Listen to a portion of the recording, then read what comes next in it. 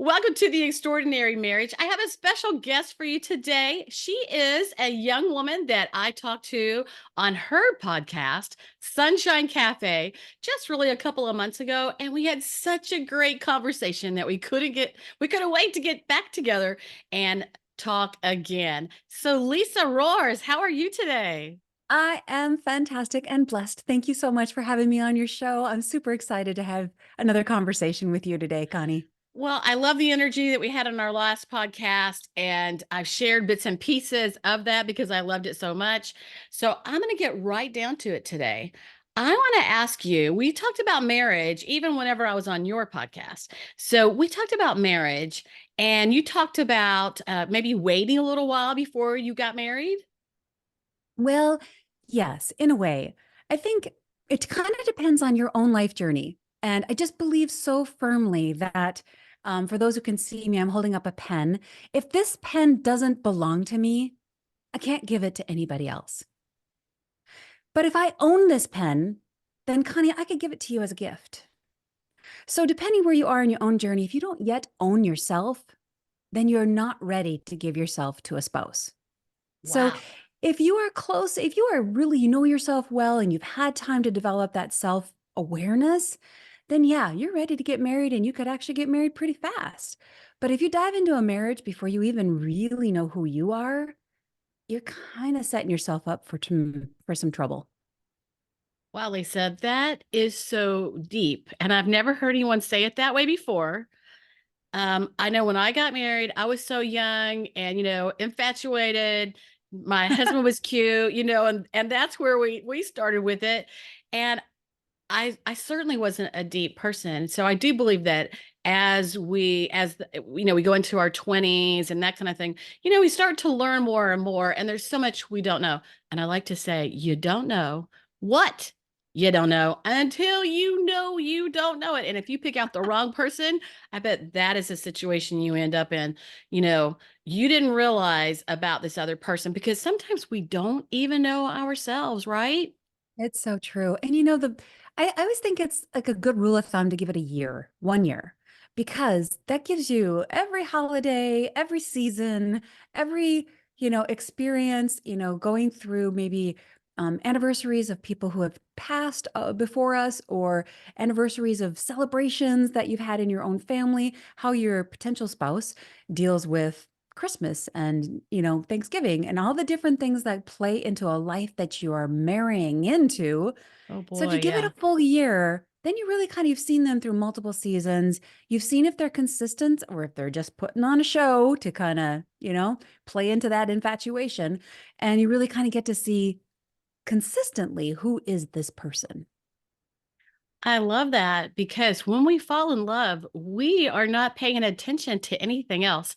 I just came from a Bible school, and it happened that my little 4-year-old granddaughter is in my class, and she Oh, has a little boy in there that he's been infatuated with her, and she's not been at our church for like 6 or 7 months. And she came to Bible school today, and he saw her, oh, and he made sure he was in my group for the day. And he had his arm around her. He was like, wait a honestly, he second. was How old? all over her the whole time. 4, 4 years old? Wow. 4. So anyway, they hung together the whole time, and I was thinking, well, I know what his love language is. It's got to be touch. Touch. Exactly right. Oh my gosh. But What you mentioned is a really good point too, because we are, it's true. The phrase is true that we're blinded by love, and we are. Mhm. So one of the other tips I would tell all your listeners is if your friends and family have caution or concern or issue with Mm, someone you're dating, that's a good thing to listen to because guess what? They're not blinded by love. They're looking at mhm. things really objectively. So as much as we hate it because we want to be able to make our own decisions, we don't want our parents, directing our path and all of that. And I get that completely, but it's worth stopping to consider. If my parents or my best friend is like, "Why are you dating that guy?" or why do you still have that girl in your life? If those kinds of things are popping up, it's probably worth pausing and just listening to it. I like to call that a red flag. Yes, I was going to say that. I was going to say Mhm. usually red flags show up way ahead of time. Mm-hmm. And it's just because we are either too busy or too infatuated to stop and pay attention. So if you're going to marry this person and spend your life with them, I mean, this isn't about just enjoying a wedding. This is about creating a life together. And I think we lose track of that as well. So if you're going to create a life together with this person, it's not a bad thing to pause for a month or two, push the wedding off 6 months. Give yourself time to make sure 6 months in the course of a 60, 50, 40-year marriage, not Mm-hmm. a big deal. But getting married to the wrong person is a prison sentence. I will tell you, when Mm. I married really late, I mean, relatively speaking, and I remember just praying on my knees and crying because I so desperately wanted to be married. I so desperately wanted to have kids, and I didn't know if I would even get married before I was able to still have kids. So I remember praying about that, but my secondary prayer was always, Lord, I would rather be single for the rest of my life than be married to the wrong person. And I had a confidence about that so sure that I just knew that, okay, Lord, if your will is for me to be single for the rest of my life, then I can just pour into you. And that's beautiful. I can just lean into my faith, even though I had a desperate desire to be married. But I didn't want to be married to the wrong person. My parents divorced when I was 3. I Mm. never saw a good example of a marriage, and they did not get along too well. They did not get along too well. So I didn't want to replicate that. I wanted, if I was going to be married ever, I was going to go to my wedding. I was going to walk down that aisle with 100% confidence that I was doing the right thing. And that was my benchmark. That was my litmus test. If I didn't have 100% confidence, if I had any little not sure in my gut, I wouldn't do it. Well, Lisa, I think that goes back to the thing that in all sorts of things in life, we get too focused on one particular thing. And it could be something good in our marriage. Um, and we don't see anything else. Or sometimes we get focused on stuff that's bad in our marriage that irritates us, bothers us. They do it different than us. And the next thing we know, we're reacting and we ourselves are not acting loving because we're so irritated with the other person. And so taking that year, like you talked about, gives you more of a chance to see that person in all different lights. I liked where you talked about holidays because a lot of couples um, get married. And I'm sorry, but I assumed because my Mhm. parents, they went to one parent for Christmas and then the other parent for Christmas. And then they went to Mother's Day with one. And then we went to the other mother, Mhm. my dad's mom, in the evening or that kind of stuff. So when we got married, I had all these assumptions and I had no idea that my assumptions, like my husband could have the same thing, right? Like he assumes this, I assume that. Right. You're fortunate because we both came from like families. They were pretty much alike. Mhm. And so that helped. But I've seen since then where people split up finally because of the frustration of people not working together. It's so true, Connie. It's so true. And you hit the nail right on the head in the respect of assumptions versus expectations. Mm-hmm. And really, that's why my husband and I did this amazing. We chose a mentor couple before when we got engaged. We chose a mentor couple and decided they gave us a couple wonderful books. And going through the books together, in our engagement period, really helped us to set the expectations and to clear out those assumptions. Like, let's have zero assumptions. Let's just make sure we've talked about everything. Who's going to pay the bills? Who's going to clean the house? Who's going to, I mean, little like minutia stuff, but that stuff that gets under your skin and ends up starting to create a, a chasm between marriage relationships. So we talked through all of that stuff in addition to, okay, I have some trauma in my childhood Mm-hmm. and he needed to know, even though he was aware of it, our mentor couple was brilliant in calling this out. And it actually was an aha moment for me as well. They called out the fact, okay, John, since she has this trauma in her childhood, she is always going to have a fear that you're going to abandon her. Always. No Mm. matter what you do, whatever your tensions are, her go-to, her default attitude, her default emotional response is going to be that what you're doing is going to abandon her. So you have to be, you, John, have to be extra careful about what you say and what you do so she doesn't get to that point. So it's just things like that where you don't even realize the things in your childhood that could potentially start creating issues in your marriage. And then for him to understand that it's not personal, it's not about him, it's not that you're not trusting him, it's that it's your own problem. And I think that happens a lot in marriages. Ah, The things that divide us are our own problem and not our spouse's problem. And so right. being able to stop and say, well, Lisa, what helped you get past that? Well, first of all, I think I married the most amazing man that ever existed on the world, except for maybe Jesus. So No, no, there's no, point one. Lisa, I've got that one. I've Oh, got it. you have that one. Well, Mhm. then he's the most amazing man that could ever be my husband. So God purposely made him perfectly for me. And he is very sensitive and he understands my history. He understands that I was conditioned as a young child to be concerned about abuse and abandonment. So he is very careful. He is sensitive to that.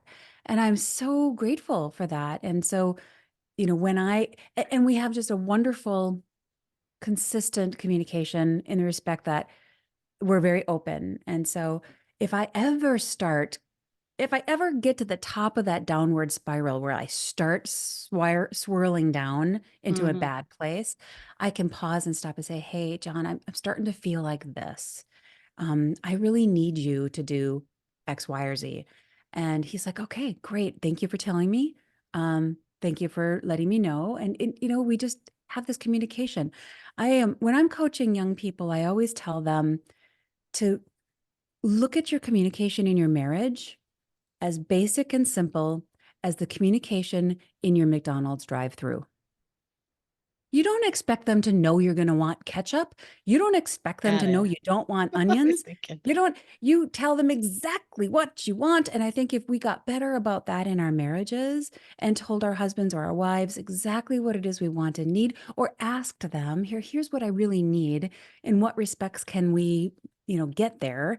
It doesn't have to be overnight. It doesn't have to be flowers every day. It doesn't, but for example, there was a time when we had gone quite a few months, and I was kind of feeling that ache in my heart that I was missing some romance.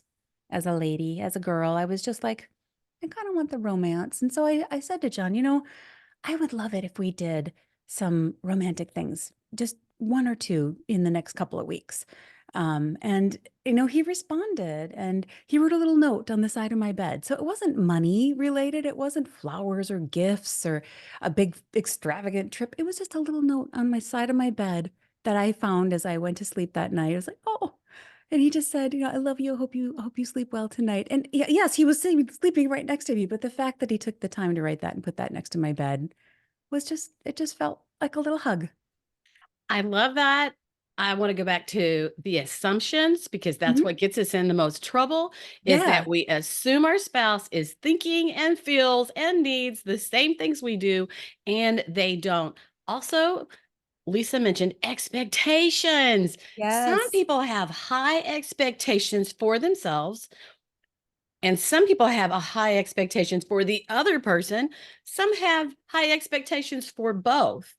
But those kind of things, then we fail our spouse if they have high expectations for us and we don't realize it. Another thing is we have a lot of men watching this podcast. Yes, I know you're there. When I started this, I was thinking about women, but men want to know more about women because just like Lisa was just saying about communication, men are think, I don't know how to understand her. What is with her? I've been married over 40 years and my husband still doesn't quite get me? Yeah, yeah. And I would Oh, say he's worse about not speaking what he needs as much as yes. me. Like I talk, I am Mhm. more open and I might talk about it or ask, or he's gonna know that he needs to figure it out if I'm not talking, you know? And Well, so that's I that's think one of my some biggest pet peeves though, Connie, as for any of the ladies out there, and maybe this will encourage the men, but ladies, don't expect your husband to know what you need. that is right. Don't expect it. Don't assume they know it. Don't say, well, he should know what I need. No, he should not know what you need. He is a different person. He's a different being. He's a different spiritual creature. So you need to tell him gently and lovingly what it is you need in some way. Find a way to tell him, no matter how basic it is. I don't care if you're pregnant 8.5 months and he doesn't carry a big heavy thing up the stairs for you. Mm. You need to say, hey, honey, could you carry that up the stairs? I'm not really able to do that. Don't assume your spouse knows what you need. And one way to talk to him or her, whichever Mhm. one you're talking to, Uh-huh. is to, maybe you're really wanting them to say, well, honey, what do you need? But guess what? There's some men and some women who are not going to have empathy. They're not going to realize they need to know anything else Mhm. more than what they already know. And they're not going to ask you. So, a good way to do is to sit down and ask them, hey, what do I do that really makes you happy? What do I do that fills your cup? What do I Mhm. do that makes you feel good? What do you love? Yeah. Well, what challenges you? What's tough? Yeah. And then once you've asked them, because we got to focus on the other person first, Mhm. then you know, say, well, can I tell you some things that I really need from you? Yeah. Yeah. Maybe. That's such a good idea. I'll tell you what, for all of those out there who don't have the what is it, the comfort level to dive into that, there are some fantastic cards you can buy on Amazon. They're little question cards, and it kind of seeds the conversation for these exact things. And John and I go through these every once in a while. We go through phases, for a couple of months, and we'll just kind of, at the end of the night when the kids are in bed, we'll just kind of, go up to our bedroom and we'll just kind of sit, and I'll pick a card and then he'll pick a card, and I'll read off the question and I'll answer it and then he'll answer it. And I tell you what, Connie, we've been married for 16 years. I still find out things about him that I never knew. And it's just kind of, you just have to embrace the journey and the fun of learning about this person who's called your husband or wife. It's a fun journey. And there's the word. It's a journey. Yeah. When we get married, we think it's a destination and we have arrived. And now we don't have to do anything else, but it is a journey. And as long as we are continuing to learn about each other, to learn more about all different kinds of things, it's important that you both are growing. And it's really important that you're both growing in the same direction in a way. Hmm. Sometimes people grow apart because they're Hmm. not communicating and they're not talking. Well, and they're not talking, they're not having fun together, Oh, and yeah. they're not Laughing. being intimate. They need to have fun, they need to talk, and they need to be intimate. That's right. Those are That's exactly right.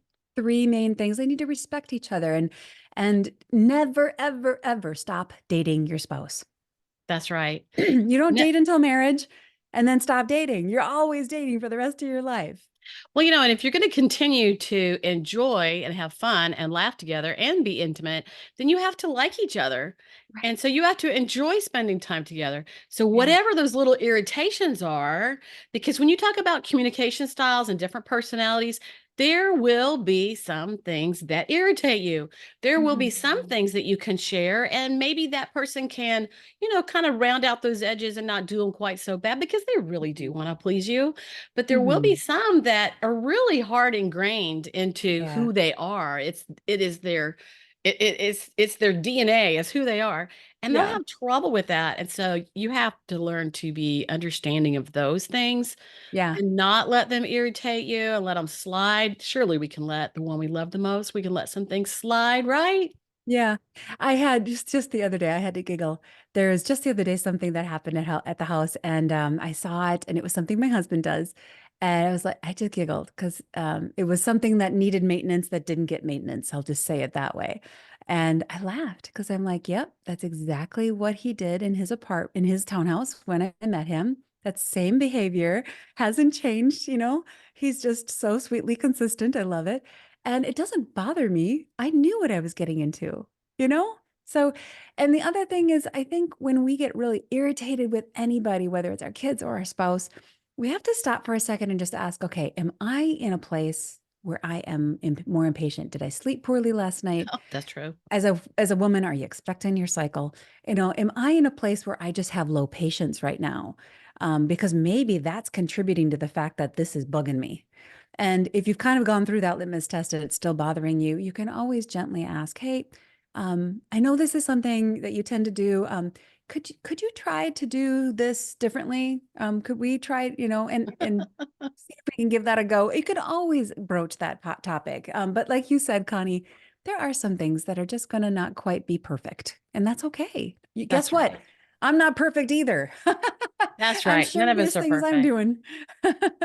None of us are perfect. And some people will Right. just have more patience than others. And some people's expectations are a little higher than Hmm. others. And Yeah. that can really make a difference. So, Lisa, tell me a little bit about you and your spouse, how y'all met, and what attracted y'all. Oh You my could tell I'm goodness. Southern. There went Ah, that word, y'all, I y'all. love that. I love it. I love it. Southern, I love it. Well, John and I had we were both involved in music at our church. Now, our church is like this little country church on the corner. No, seats 4,500 people. Woo! Our choir was like 150 people, and we were both in the choir. And so it was kind of one of those things that because there's so many people in this music ministry, you kind of saw people, but you didn't really know people, Yeah, right? I imagine. And so last minute in this unexpected thing, in January of 2007, I decided to sign up for this Africa missions trip. I don't even know why I don't do missions trips. I mean, not that I'm against them, but I was single. I was working full time. Who's got time for that? All the excuses that pop up. Well, unbeknownst to me, John was doing the same thing. He didn't know why, but he signed up for this Africa missions trip. So we ended up going on this Africa missions trip where there were 24 people only, 24 people on the music ministry team. And they divided those 12 people into two teams of six. And each team of six got three microphones. So each team of six was paired up two by two by two on a microphone. And John and I were assigned to the same microphone for 10 days on this mission trip. Oh, And yes. And so you really learn a lot about someone, Connie, when you're walking through sludge and you're seeing some really terrifying things that are happening to people. But the pivotal moment for me was unbeknownst to our worship director who was with us at the time, he said, "Hey, Lisa, at this next location we're going to, we are going to be ministering to a bunch of 4-year-olds to 13-year-olds. And would you take the mic and just talk to them about sexuality and spirit, helping to avoid sexual abuse and all the things that are in mm, that, because there's a ton of that going on in this village, just a mm, ton of it, and how they can protect themselves and each other against that um, against that tragedy." mm, And unbeknownst to him, that was exactly the abuse that I had had. And guess mm. what? I had it from age 4 to age 13. So it was Oh, like right in that sweet spot of my hurt and my pain, and I wasn't quite over it yet. I mean, I wasn't quite healed through it yet. I was still working on that. mm. And so, of course, I was like, sure. Sure, I'll do that. Well, because John was my microphone buddy, he was sitting next to me, and I had kind of said, "Well, I'm just really worried about this. I'm not sure how to handle this or what to say to these kids, and I'm not sure I'm going to make it through without completely bursting into tears." And he didn't even And know what you were talking about because he didn't know what I, your hurt was. well, yeah, I told John in that moment why it was a challenge. He took my hands and he prayed with me, and I felt so comforted by him, by John. Mm, And I got up in front of those children, looked right in those beautiful little eyes, and I don't even know what I said, but said something about protecting themselves and that no, it's not okay when someone does that to you, and also protecting each other if you see something like that happening. And it was just the most amazing peace that I had that I'd never expected. I mean, just being next to John, my whole body felt at peace. And it was really funny too, because on this trip, Connie, I was prepared, man. It was Africa. I didn't know what to expect, right? So I had 75, packages of Kleenex and, stomach pills and whatever I might need for any illnesses or anything that came in. Well, wouldn't you know, I needed zero of that. And every time I came down for breakfast, John needed something and I had it. Oh, I got Kleenex upstairs. I'll go grab it. And I came down for breakfast the next day. Oh, you got an upset stomach? You ate something? Okay, I got some Pepto-Bismol. I'll go grab some. Every day I had something for him. And it was just kind of this, we just connected. It was just a beautiful connection.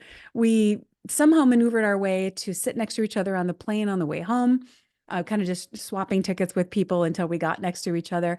And we didn't spend one day apart for, I think it was about 3 months. It was just, I just found my other half. It was perfect. And ironically, we always laugh that, we had to go across the ocean, across the world to meet each other. We only lived 7 miles apart, but we had to go, 7,000 miles or whatever it was. It's not 7,000 miles, but whatever it was, to go to Africa to meet. So that was our story. Okay, so I'm going to say that must be the most beautiful love story ever. And it Mm, also shows that when you're looking for your significant other, you never know where you're going to find them.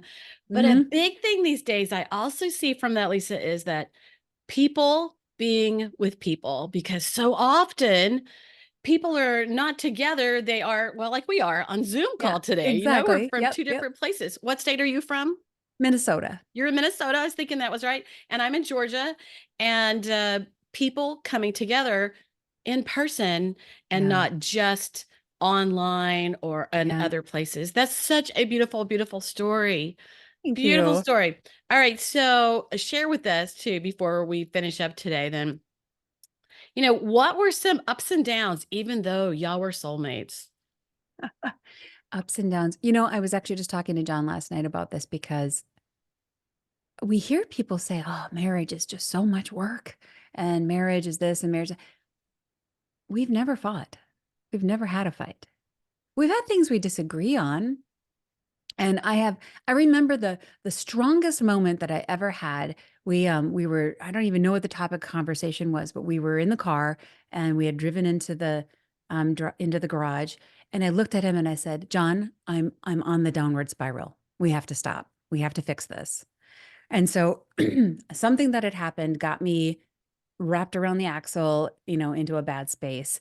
And we had kind of made an agreement long, long ago that we would never go to bed mad.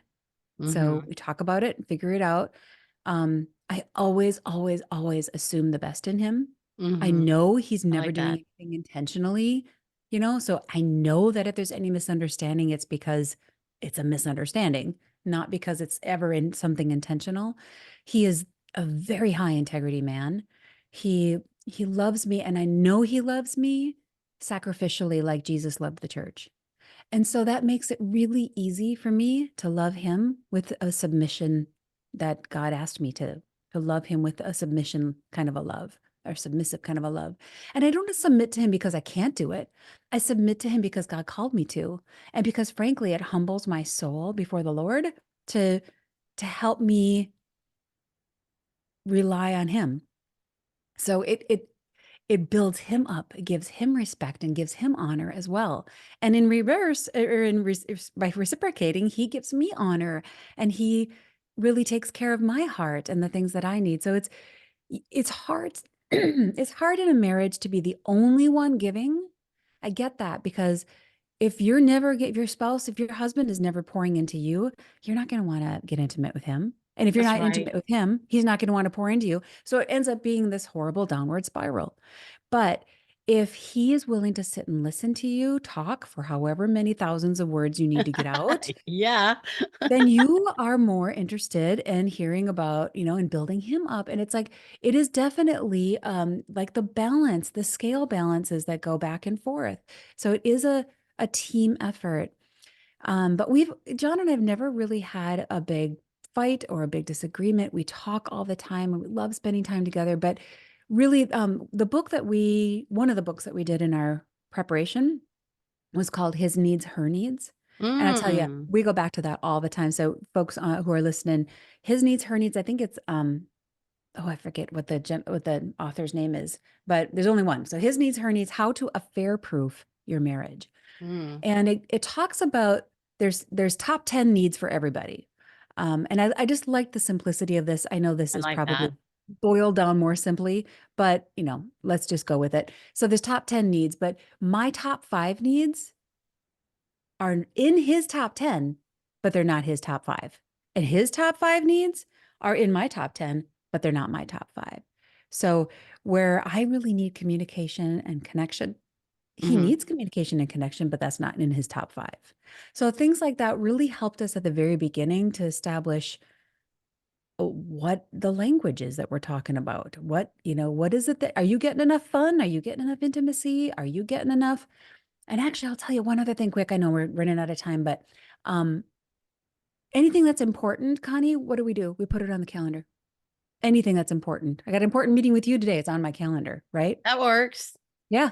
Do we put our spouse on our calendar? No, we don't. Right. We do Exactly. not. We should put our spouse on our calendar. So we actually put spouse time on our calendar.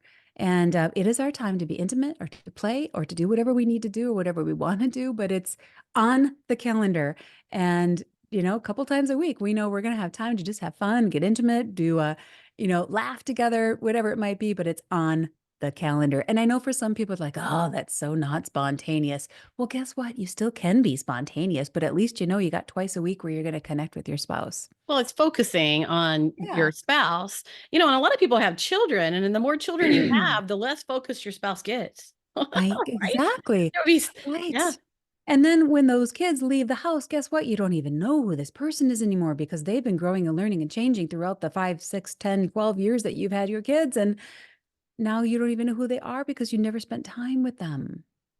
Well, I think that we've talked about we've covered a lot of different topics today, and when it comes to marriage, understanding one another, having empathy, being thoughtful, being Yeah. kind, being supported, being there for your spouse, all of those things are important. And somebody listening today, you know, is we have to have self-evaluation. Yeah. We don't need to be pointing our finger at our spouse, but it's Mm-mm. important that every person have, examined their own self. And what I hear from Lisa too is that his heart was right. Her heart was right. And I know for my husband and I, the same kind of thing. When our hearts are right and we are paying attention to our spouse and being there for each other, then everything rolls along. But I too have some of the challenges, like Lisa said. I think it's a female thing, but once in a while, there's a male that has that problem. Uh, But it's like a female thing where we do have our ups and downs, and we can be mhm, great at one time and we mhm. can be challenged in another. And it's important for us as females or as males to identify and recognize and understand that's not about us. It's probably just about them, but they don't need you to go, oh, I see. You're having a problem, aren't you? Yeah. Yeah. That's not going to roll too good. Right. Right. Some humility and compassion at every step.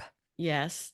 Yes. So, wow. Well, awesome love story, Lisa. I loved Thank you. it. And time goes by so very fast when we are talking, doesn't it? I know. I know. I can't believe it's already. Can't believe we're at the time already. We are. So, tell us a little bit about where people can find you. Well, if you're watching this podcast, you can see I got Sunshine Cafe behind me. That is my podcast, and it's all about just pouring positive back in the world. So if you are someone who wants and enjoys encouragement and seeing and hearing about stories of people who have made it through tough stuff, Sunshine Cafe is my podcast. I also do a course called Fast, Pray, Heal. And that course is all about helping people break through the things that are holding you back so you can become the authentic person you're meant to be. So it's those two things, but where you can find me, lisaroers.com is my website. It doesn't matter really how you spell it. You'll eventually land there. And you can also find me on all the social media, typically under Sunshine Cafe or Lisa Roers. So there's not that many of me out there, thank goodness. I love it. All right. So, and if you want to find me, you could find me at The Extraordinary Marriage did I introduce myself? I'm Connie Durham. I don't know if I did or not. But you can find me at The Extraordinary Marriage. And I also have the Extraordinary Marriage podcast on Apple, Spotify, and on Amazon, like you're listening to right Mhm. now. And the thing is, I have a free gift. It is called the Marriage Starter Kit. And it's in the notes right here below the podcast, as you'll find Lisa's information so that you can find her. And I will say for Lisa is um, she began her journey with some physical challenges. And you know what? Sometimes when we have hardships in our marriage or in our life, it brings us around to being more aware of the world, more Mhm. aware of others, thinking about others more. And that's really where we want to be. But I Yeah. think what was the name of your course again? I think that would be great for many, many people. Yeah, it's called Fast, Pray, Heal. And yes, my physical challenges were an autoimmune disease that popped up out of the middle of nowhere, and was able to heal myself through the power just of food and getting off of some drugs that these doctors had put me on. So really encouraging kind of story. And I'd love to share that with people and help them get breakthroughs as well. I love encouragement. Yeah, All good. right. Thank you, Lisa, for being with me today. Thank you, Connie.